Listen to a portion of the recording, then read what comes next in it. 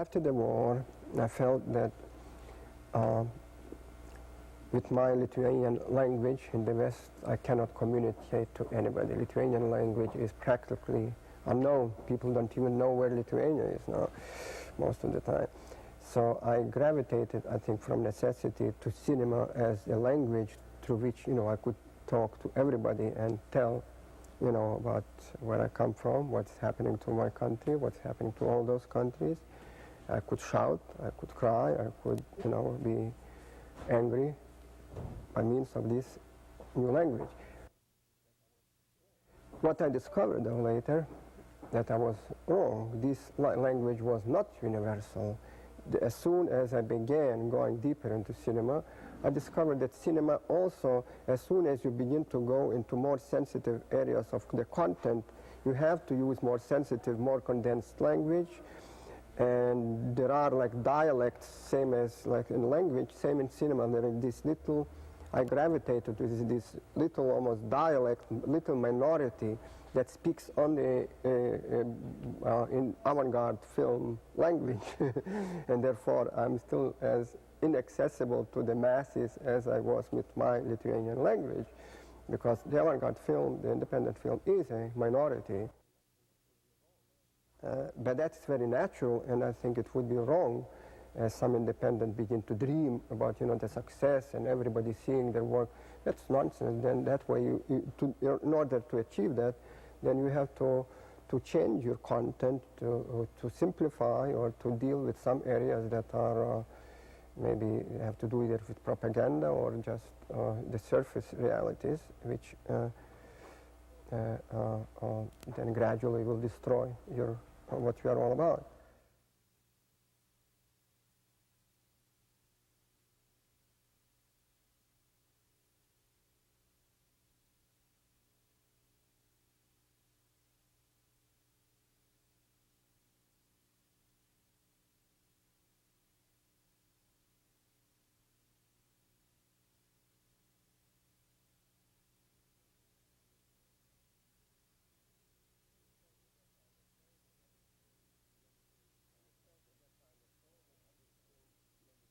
We felt at that time that all the other film magazines are like cliques or ghettos of a certain kind of cinema, commercial cinema. Even today, 99% of all publications, books and magazines deal only with a commercial film. The avant-garde film publications are very small minority in a minority. So we felt that cinema cannot be divided. Cinema is much wider than the commercial cinema represents only one small aspect of cinema. Therefore, film culture was created to discuss all aspects of cinema, all the art of cinema, be it a documentary or a feature-length film made by Dreyer or by, let's say, Kazan, or a short independent, personal, avant-garde, experimental works, so that the whole cinema would be covered. That was our attempt. Later, as years went by, and there was much more serious writing on the Hollywood and in general on the narrative commercial film, we gave more and more space to the independence and to the avant-garde and less to the commercial film in Film Culture magazine, because we consider that aspect is very well covered, and our first duty is to the independence, to the avant-garde, to the area that is not covered by any other film publication.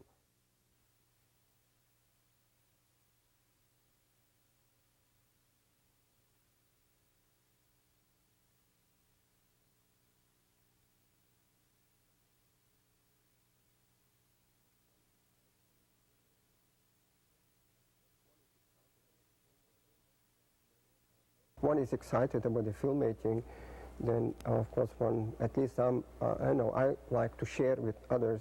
That's I get involved in. Besides my filmmaking, I get involved in screenings, in exhibition, because I want to share if I see something that I like. And these are the new forms that are not recognized. You have to really be active and support and work with them and show them to the people. And of course then, if nobody is writing, then you have to write. If nobody is publishing a magazine, you have to publish a magazine. And it is like working in trying to humanize and a desert. It has to be done, so one does it.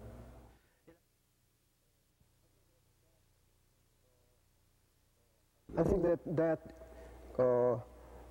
kind of concept, that kind of understanding of cinema comes really from the knowledge of all the other arts.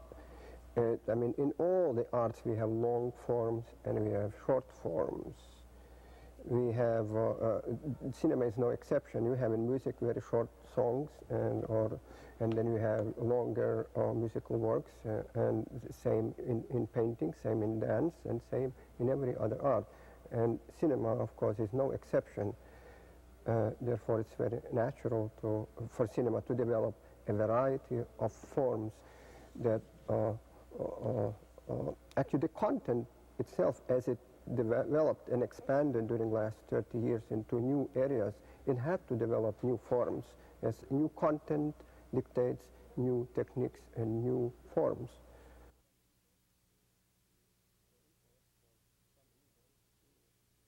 The interest, for some reason, is beginning 1960, is in the direction of the diary and autobiography.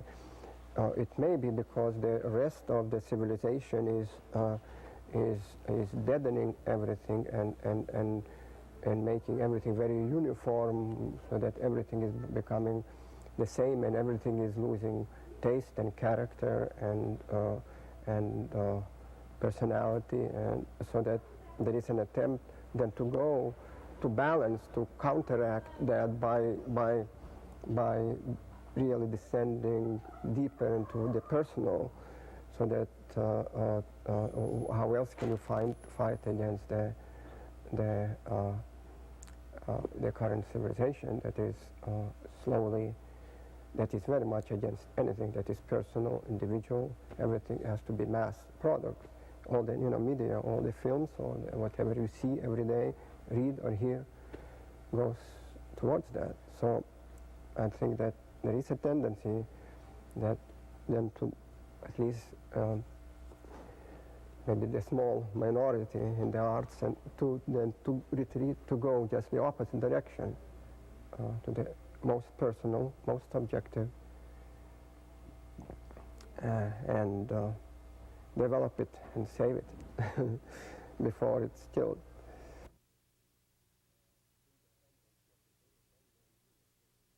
Independent, what is independent? A filmmaker who works at home with a little camera and by himself or herself makes a little film could be more dependent on, let's say, on current technology, on current film stocks, on a lot of things, and somebody in Hollywood like Hitchcock could be very, very free and do exactly what he wants. And Hitchcock had control of every frame, every person that is in it, absolutely everything. Therefore, in that sense, his films are more independent than some films made by so-called independents. So it is very relative, and it is a complicated subject, independence.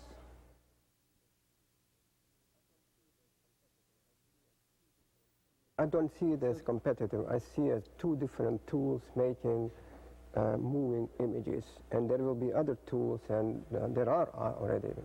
You can paint directly on film, you can produce images by means of movie cameras, you can produce moving images by means of video cameras, you can produce them by computers, and these are all different tools, same as a painter can use oils or inks or crayons or etc., etc., etc. There are different tools, and each time each artist chooses, depending on what the artist wants to do, chooses that tool or that tool. But these are all they all contribute to the art of the moving images. Therefore, we treat them all equally. The final product that that really redeems it or condemns it, what is being done with it. So that video is part of anthology film archives.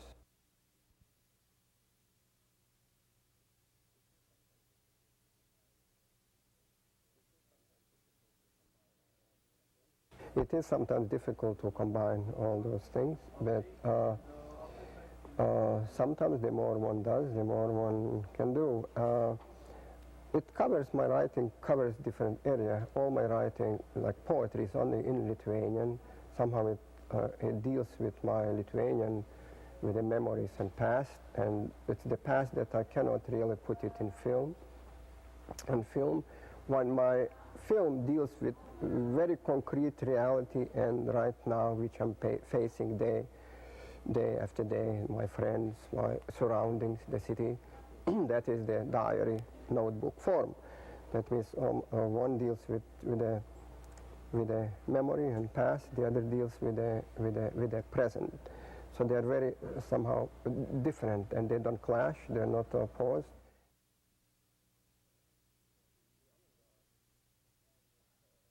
The avant-gardes shift from, as time goes, from country to country. I don't think there is that much passion in this country in the independent film as there was in the 60s. But you see, the avant-garde first, I would say, began with the futurists in Italy. Then went in the 20s with the Dadaists and Surrealists to France and Switzerland and Germany. Then in the 40s shifted to United States, 40s and 50s and 60s, practically 3 decades. It was going very strong here, innovating, going into the new areas of content, new techniques, new forms. Then around maybe 67, 68, it began slowing down here too, and we discovered already in England, with some attempts in Germany and Italy, in England going very strong until like 74 or some 75, and then it begins to appear in France very strong, and it's still going quite strongly, but not as strong as in, let's say, 5 years ago.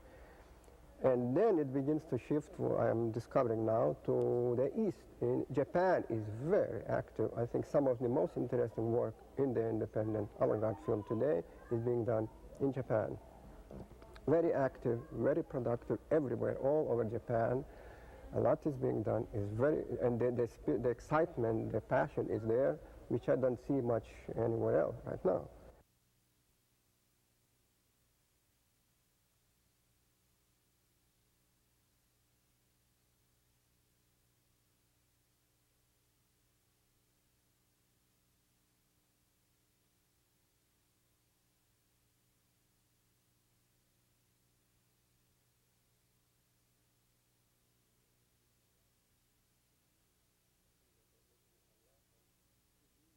I think that there will be a lot of reviewing of, particularly I think when the new anthology will open, we'll be reviewing all those fields, all those different areas, and so that one will have chance to receive everything, to compare, to see all those movements in perspective, and from there on maybe go to some other stage.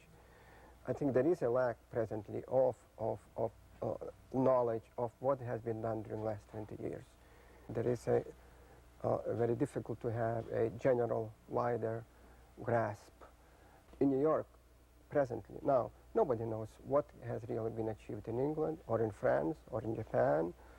Occasionally, 1 or 2 programs come, but that's about it. That's no great insight to see 1 or 2 programs. You have to see much more to really profit, so that it would motivate and inspire you to go one step further.